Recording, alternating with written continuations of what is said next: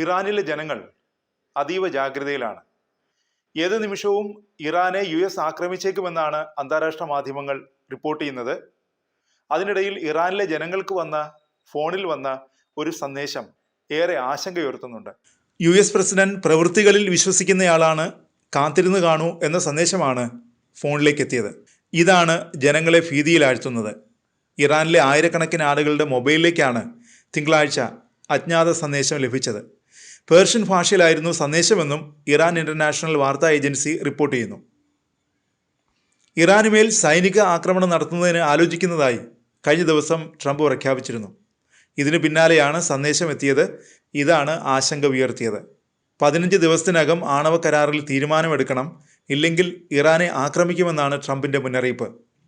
ഏത് ആക്രമണത്തെയും അതിശക്തമായി നേരിടുമെന്നാണ് ഇറാന്റെ നിലപാട്. എങ്കിലും ആണവ വിഷയത്തിൽ നയതന്ത്രപരമായ പരിഹാരത്തിന് സാധ്യതയുണ്ടെന്ന് ഇറാൻ വിദേശകാര്യമന്ത്രി അബ്ബാസ് അരാഗ്ചി പറഞ്ഞു. ഇതിനായുള്ള കരട് നിർദ്ദേശം വരും ദിവസങ്ങളിൽ മധ്യസ്ഥർക്ക് സമർപ്പിക്കുമെന്നും അദ്ദേഹം പറഞ്ഞു. യുദ്ധസാധ്യത കണക്കിലെടുത്ത് India, Sweden, Serbia, Poland, Austria എന്നീ രാജ്യങ്ങൾ തങ്ങളുടെ പൗരന്മാരോട് ഇറാൻ വിടാൻ ആവശ്യപ്പെട്ടിട്ടുണ്ട്. ലെബനനിലെ US എംബസി തങ്ങളുടെ ജീവനക്കാരെ ഒഴിപ്പിച്ചു തുടങ്ങി. US-ന്റെ ആക്രമണ ഭീഷണി നിലനിൽക്കുന്ന സാഹചര്യത്തിൽ ഇറാനിലുള്ള പൗരന്മാരോട് രാജ്യം വിടാൻ ഇന്ത്യ നിർദ്ദേശം നൽകി. വാണിജ്യ വിമാനങ്ങൾ ഉൾപ്പെടെ ലഭ്യമായ മാർഗങ്ങളിലൂടെ എത്രയും വേഗം ഇറാൻ വിടണമെന്നാണ് ഇന്ത്യൻ എംബസി ആവശ്യപ്പെട്ടിരിക്കുന്നത്. വിദ്യാർത്ഥികൾ, തീർത്ഥാടകർ, വ്യവസായികൾ, വിനോദസഞ്ചാരികൾ തുടങ്ങി ഇറാനിലുള്ള എല്ലാ പൗരന്മാരും ഈ മുന്നറിയിപ്പ് ബാധകമാണ്.